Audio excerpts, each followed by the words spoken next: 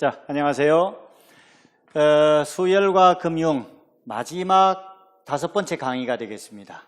수열과 금융의 문제 해결, 앞에서 이렇게 4번의 강의를 통해서 배웠던 여러 가지 개념들을 활용하는 그런 시간을 우리가 갖도록 하겠습니다. 자, 먼저 학습 목표는 달리와 복리, 연속 복리 이런 것들을 이용해서 이자와 원리합계를 구해보는 것, 미래 받을 금액의 현재 가치를 계산하는 것, 그리고 연금의 현재 가치를 계산하는 것, 이런 것들을 중심으로 이 시간에 공부해 보도록 그렇게 하겠습니다. 자, 먼저 생각 열기. 지금까지 배웠던 여러 가지 수열과 금융의 공식들을 한번 생각해 보도록 하죠. 첫 번째, 원금 이율 기간을 정해 줬을 때 미래 가치와 현재 가치를 어떻게 우리가 이야기할 수 있느냐? 달리와 복리로 나눠야 되겠죠. 달리로 말했을 때 원리합계는 이렇게 되겠죠. 그 원리합계에서 우리가 A라고 하는 현재 가치를 구하려면은 A는 바로 1 플러스 Rn으로 원리합계 S를 나눠준 것이 될 것입니다. 복리로 보게 되면은 복리는 바로 A의 1 플러스 R의 N거듭제곱이 되고, 그것에 대해서 현재 가치 A를 찾는 것은 바로 1 플러스 R의 N거듭제곱을 S에서 나눠준 것이 되겠죠. 자, 이런 식을 이제 서로 상호 관계들을 잘 기억하고 활용할 수 있도록 하자. 이것이 되겠습니다. 그 다음에 두 번째, 정기적금의 원리합계인데, 정기적금도 우리가 달리와 복리를 이전에 이야기했었습니다만은 실제로 달리의 정기적금은 거의 없기 때문에 복리를 가지고 이야기하도록 하죠. 우리가 이제 흔히 기수불이라고 하는 복리에서의 정기적금의 원리합계, 기말불이라고 하는 원리합계, 차이가 나는 거는 요거죠, 그죠? 첫째 항이 A냐, 첫째 항이 A의 1 플러스 R이냐. 바꿔 말하면은 마지막에 넣은 돈도 이자가 붙는 것, 그것이 기수불이고, 마지막에 넣은 것은 그대로 넣는 순간 상황이 종료되는 것, 그게 바로 기말불이 되겠습니다. 자, 그 다음에 연금, 기말급 연금의 미래 가격, 이렇게 되죠. 얘는 이와 같은 모습의 앞에서 우리가 공부했던 이 기말불의 원리합계와 같은 의미를 갖는다, 이렇게 보면 되겠습니다. 반면에 이제 현재 가격은, 이 미래 가격에 대해서 현재 가격을 구하려면은 이 원리합계를 그대로 이용해서는 안 되고, 현재 가격은 앞에서 우리가 각각에 대한 연금들의, 각각에 받는 연금들의 현재 가격들을 생각해내야 되겠죠. 그것의 총합인데, 실제로 모습은 여기 나와 있는 이 1 플러스 R의 N거듭제곱이 변한다는 거, 1 플러스 R의 마이너스 N거듭제곱, 이렇게 바뀌죠, 그죠? 그리고 또 다른 뜻으로는 여기에다가 뭘로 나눠줍니다. 1 플러스 R의 N거듭제곱을 AN에서 나눠주면 된다. 이런 의미가 각기 숨어 있습니다. 이게 이제 기말급이고, 기시급의 연금에서는 뭐가 달라진다? A가 달라지죠. 첫째 항이 A에 1 플러스 R이 하나 더 붙는다는 거. 그것이 우리가 연금의 미래 가격과 현재 가격, 기말급, 기시급, 이전에 우리가 배웠었죠, 그죠? 자, 그 다음에 연속 복리에서의 미래 가치와 현재 가치. 연간 R의 이자율로다가 연속 복리를 적용하는 것은 바로 이런 모습을 가지게 된다. A의 E의 Rn 거듭제곱이다 라고 하는 거, 지지난 시간에 우리가 살펴봤던 그런 연속 복리의 미래 가치가 되겠죠. 이 미래 가치에 대해서 현재 가치 A는 요 E의 Rn 거듭제곱으로 나눠주면 되겠죠. 이렇게 우리가 현재 가치도 생각할 수 있다. 자, 그 다음에 이제 기말급 영구연금의 현재 가치. 영구연금의 현재 가치는 R분의 A였습니다. 그런데 요 기말급일 때는, 기시급일 때는 뭐가 되죠? 여기에 하나 더 붙죠. 기시급일 때는 A0가 A 플러스 R분의 A다, 이렇게 된다는 거 지난 시간에 말씀드렸었어요. 참고하시면 되겠습니다. 자, 이런 내용들이 이 시간에 우리가 공부해야 될, 문제를 해결하는 데 사용해야 될 여러 가지 성질, 공식들이다, 이렇게 이해하면 되겠습니다. 자, 예제를 같이 한번 살펴보도록 하겠습니다. 어려운 얘기는 아니에요. 복습 겸해서 한번 앞에서 사용했던 공식들을 적용해 보도록 하죠.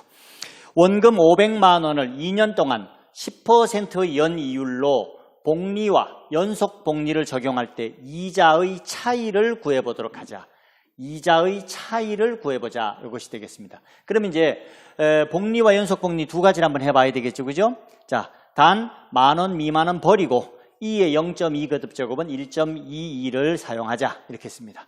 자, 복리를 적용한다 했을 때는 원리합계 S는 500만 원에 대해서, 단위는 만 원입니다. 500만 원에 대해서 1 플러스 10%니까 0.1, 1.1의 제곱 이렇게 되겠죠. 그죠? 그래서 이 값을 계산하면 605만 원. 원금이 500만 원이기 때문에 이자는 105만 원이 되겠죠. 같은 방법으로 연속 복리를 한번 적용해 보면은 S는 500의 원금에다가 2의 Rn 거듭제곱이었죠. 그래서 이율이 0.1 곱하기 횟수 2년 이렇게 해서 2의 0.2 거듭제곱이 되겠습니다. 그래서 1.22를 곱하게 되면은 610만 원 이렇게 나오네요. 여기서 이자는 110만 원이 되겠습니다. 이 두 개 사이에서 이자의 차이는 5만 원이다 라고 하는 것을 알게 되겠죠. 그죠? 그래서 일반적인 복리를 적용했을 때와 연속 복리를 적용했을 때 이자의 차이가 아주 지대하게 많이 나는 것은 아니다. 이렇게 우리가 이해할 수 있습니다. 자, 다음 문제에는 월 이율 0.4%의 월 복리를 적용하여 100만 원짜리 물건을 24개월 할부로 구매할 때 매달 내야 하는 할부금을 구하시오. 할부 상환을 하는 것이죠. 자, 할부금을 낸다, 상환을 한다 했는데, 자, 이때 우리가 이제 여기서 다른 이야기는 없습니다. 이것이 이제 상식적인 범위에서 우리가 생각을 해야 되는데, 100만 원짜리 물건을 24개월 할부로 구매할 때 이것이 기시급이냐, 아니면 기말급이냐, 또는 기시불이냐 기말불이냐, 뭐 이와 같은 두 개의 차이를 생각해야 되는데, 이 상황은 이 둘 중에 어느 것에 속하겠습니까? 이것은 기말급에 해당하죠. 왜? 상환을 하는 것은 마지막에 내는 돈을 내는 그 순간 계산이 끝나는 겁니다. 그렇기 때문에 지금 월 초에 주느냐 월 말에 주느냐 하는 것이 중요한 것이 아니라 몇 번에 걸쳐서 납입을 하고 마지막 납입한 것에 이자가 붙지 않으면 기말급에 해당합니다. 그래서 이 상황은 거기에 대한 특별한 단서가 없어도 이것은 기말급을 적용해야 된다라고 하는 것을 상식으로 이해해야 되겠습니다. 자, 매달 내는 할부금이 A1이라고 하자. 그 지금 A를 구해야 됩니다. 이 A는 결국은 우리가 샀던 100만 원이라는 그 물건에 대해서 이와 같은 방식으로 현재 가치를 첫 번째 달, 한 달 뒤에 첫 번째 달부터 돈을 갚진 않습니다. 항상 물건을 받고 난 다음에 적당한 한 번의 주기가 지난 다음부터 갚게 되겠죠. 지금 당장부터 내가 돈을 갚는다는 것은 결국은 원금이 줄어든다는 얘기가 되겠습니다. 그러니까 이제 1.004의 마이너스 1승, 이것이 이제 첫 번째 현재 가치. 그 다음 두 번째 달에 갚은 것의 현재 가치. 이렇게 해서 24번째 갚은 것의 현재 가치를 계산하는 것이 원칙입니다. 이런 방식으로 기말급의 현재 가치를 계산해 나가는 것. 공식으로 말하면 바로 이것이죠. 그죠? A0는 이와 같은 공식에 의해서 구하여집니다. 이 값을 우리가 이제 등비수열의 합의 성질에 의해서 만들어서 내면 되는데, 이것은 이제 개념을 우리가 그렇게 이해하고 실제로는 공식을 바로 적용을 했습니다. 이와 같은 방식으로 우리가 관계식을 나타내면 이 값이 100만 원이거든요. 이 값이 100만 원이 되기 위해서는 우리가 A라고 하는 것을 구해야 될 거 아닙니까? 그죠? A를 구하면은 바로 이와 같은 월별로 매월 갚아 나가는 것은 43,780원. 이렇게 이제 우리가 갚아 나가면은 24개월 갚으면은 그 원금 100만 원짜리 물건에 대해서 결과가 같아질 수 있습니다. 자, 이거는 다른 방법으로도 우리가 풀 수가 있죠. 다른 방법으로 푼다는 것은 바로 뭐냐면은 이 100만 원짜리 물건을 지금 이 순간에 100만 원 하는 물건에 대해서 24개월의 원리합계를 우리가 계산하는 방법이 있죠. 100만 원에 대해서 24개월 원리합계를 계산하면 어떻게 하면 됩니까? 앞에 나와 1.004에 24 거듭제곱하면 됩니다. 이것이 24개월 후의 100만 원의 가치, 그리고 이 사람이 매달 갚아나가는 돈, A1에 대해서 24개월 동안의 뭘 찾아내야 됩니까? 원리합계를 찾아내야 되겠죠. 그 원리합계는 바로 1.004, 그 다음에 마이너스 1에 A의 1.004에 24 거듭제곱 마이너스 1, 이것을 계산한 것과 같아진다. 이렇게 생각해도 돼요. 이거는 이제 매달 내가 갚는 돈에 대해서 24개월 동안 쭉 해서 적금을 들어간다라고 생각하는 것과 같은 개념이죠. 적금을 들어갔을 때의 원리합계가 이렇게 될 것이고, 그것은 지금 현재 내가 살 때 내야 될 100만 원이라는 이 물건 값이 24개월 동안 은행에 그대로 내가 예금을 해두었을 때 생기는 원리합계하고 이 두 개가 서로 같아야 된다라는 식을 풀어도 결과가 똑같습니다. 그래서 이런 방식으로 현재 가치를 생각하는 방법과 미래 가치를 가지고서 비교하는 방법, 둘 다 가능하다, 이렇게 이해하시면 되겠습니다. 자, 다음은 이제 우리가 흔히 일상생활 속에서 많이 우리가 접해 볼 수 있는 그런 이야기가 되겠죠. 홈쇼핑이나 인터넷 쇼핑에서 흔히 할부라는 방식으로 제품을 판매를 하는데, 동시에 일시불로 구매하게 되면 일정 금액을 할인해 주는 그런 제도가 많이 있습니다. 예를 들어서 19만 8천 원인 어떤 제품을 6개월 무이자 할부로 살 수 있도록 이렇게 되어 있습니다. 그러니까 6개월 무이자다 이렇게 하면 굉장히 이 물건이 우리한테 싸게 이렇게 공급이 되는 거구나 라고 생각할 수 있어요. 근데 일시불로 사면은 이만큼만 내면 된다 이렇게 되어 있습니다. 또 다른 단서가. 그러면은 과연 이 19만 8천 원이라는 물건에 대하여 6개월 무이자 할부로 구매하는 것과 일시불로 내가 돈을 주고 구매하는 것은 어느 것이 더 유리한지 한 번 더 판단해 보도록 하자, 이런 얘기가 되겠죠. 자, 월이율은 0.4% 월복리를 적용한다, 이렇게 적용해 봤습니다. 자, 그러면은 지금 이 19만 8천 원이라는 것을 6개월 무이자로 할부로 구매한다는 것은 이것을 6으로 나눠봐야 되겠죠. 그죠? 6으로 나눠보면은 한 달에 얼마씩? 3만 3천 원씩을 내가 무이자로다가 할부로 구매를 하는 거예요. 한 달에 3만 3천 원씩 쭉 낸다. 그러면은 이 내는 돈의 한 달 후부터 내게 되겠죠. 그 돈의 현재 가치를 이렇게 생각해 보는 거예요. 한 달 후에 낸 돈의 지금 현재 이 시점에서의 가치, 2달 후에 낸 돈의 현재 가치, 6번째 달에 낸 돈의 현재 가치를 계산한 것과 그것의 합을 쭉 정리해 준 것이 결과가 나오겠죠. 이 값과 뭐를 비교해 봐야 됩니까? 일시불로 구매했을 때 18만 9천 원이라고 하는 돈을 낸 것보다 19만 5,257원만큼의 현재 가치를 우리가 생각해 볼 때 훨씬 이것이 유리하다는 것을 알 수가 있어요. 바꿔 말해서 무이자 할부가 사실은 우리에게 더 불리한 그런 경우가 되겠죠. 그죠? 그래서 실제로 이제 물론 이율에 따라서 차이가 우리가 이제 이율에 따라서 생각이 달라질 수가 있겠지만은 지금 현재 상황만 놓고 본다면 일시불 가격이 무이자 할부보다 훨씬 더 유리하다. 그래서 무이자 할부의 함정이다. 이렇게 우리가 보시면 되겠습니다. 자, 다음 문제는 내년 초부터 매년 1,000만 원씩 20년 동안 받기로 되어 있는 연금을 올해 초에 일시불로 받으려고 한다. 자, 일시불로 받아서 사용하고자 한다. 연이율 5% 연복리를 적용한다면 일시불로 받을 수 있는 금액은 얼마인가 하는 것을 우리가 여기서 또 생각을 해봐야 됩니다. 자, 여기서 이제 올해 초에 받고 내년 초부터 받을 수 있는 연금, 이런 것이죠. 그죠? 자, 이 연금을 초라고 되어 있으니까 기시급이냐? 라고 생각할 수도 있죠. 자, 그런데 이것은 기시급이 아니죠. 앞에서 이야기 드린 것처럼 이해를 잘 해야 됩니다. 올해 초에 받고 내년 그 다음에 초에 받고 그 다음에 초에 받는다 하더라도 마지막 달에 마지막 해의 초에 받으면 그걸로써 계산은 끝나는 겁니다. 그것에 대해서 다시 이자를 붙이질 않아요.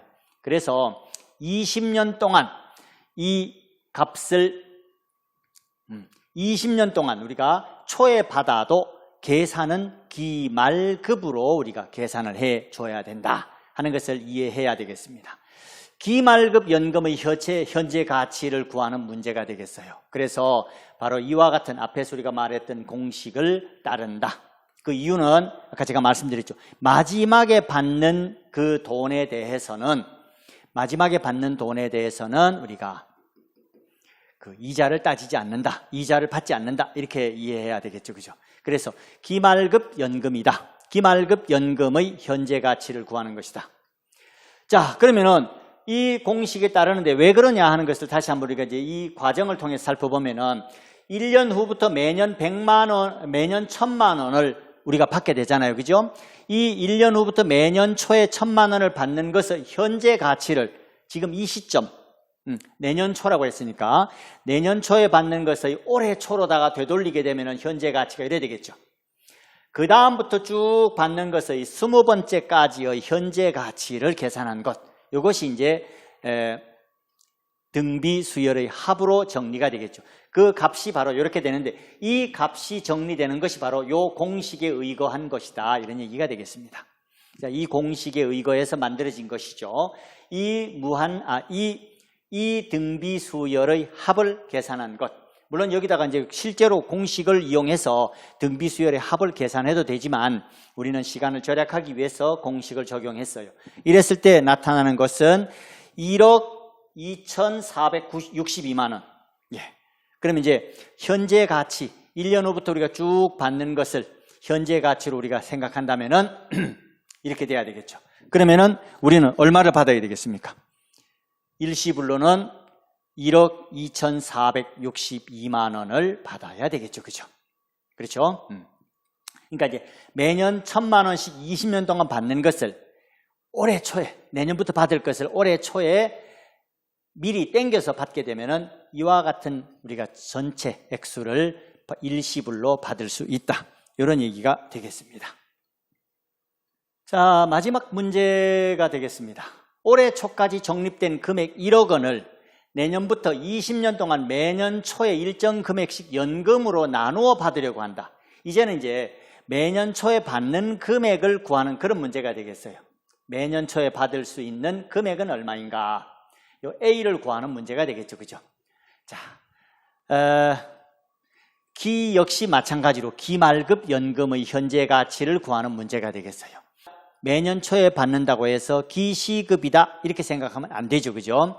역시 이것도 마찬가지로 기말급 연금의 현재 가치를 이용하는 문제다 이렇게 이해하면 되겠습니다. 바로 이 공식을 이용해서 A를 구하는 문제가 되겠어요. 의미는 바로 이렇죠. 지금 1억 원이라는 돈에 대해서 현재 가치입니다. 요것들은 각각을 받는 그 시점을 현재 시점으로 되돌렸을 때의 현재 가치를 계산한 것들이죠. 이 현재 가치들의 총합이 바로 이 공식이죠. 그래서 이 공식을 여기다 적용시켜서 이 합을 계산한 것이 주어진 값 1억 원과 같다. 이렇게 해서 A를 구하는 것입니다. A를 구하면 A는 802만 원이 나옵니다. 그러니까 매년 초에 802만 원씩을 20년 동안 이렇게 받게 되면은 그것이 올해 초까지 적립된 금액 1억 원의 그 당시에 그때 가격 가치와 같아지는 것이 되겠죠. 의미상으로 이런 의미를 우리가 이제 가질 수 있습니다. 의미는 뭐 같은 그 방식으로 우리가 또 1억 원이라는 돈을 20년 동안 내가 예금을 해 두었을 때의 가치와 매년 받을 돈 A라는 돈에 대해서 20년 동안 정기 적금을 한다라고 생각했을 때의 그 미래 가치, 그 두 가지가 서로 같다. 이렇게 식을 세워서 풀어도 되겠습니다. 이렇게 해서 수열과 금융이라고 하는 단원에 대해서 모두 5번의 강의를 여러분들에게 했습니다. 마지막 강의로서 수열과 금융의 문제 해결에 대해서 살펴봤고요. 다음은 이제 3장으로 다음은 함수와 경제라고 하는 3단원의 내용을 가지고서 여러분들을 찾아가도록 하겠습니다. 수고 많았습니다.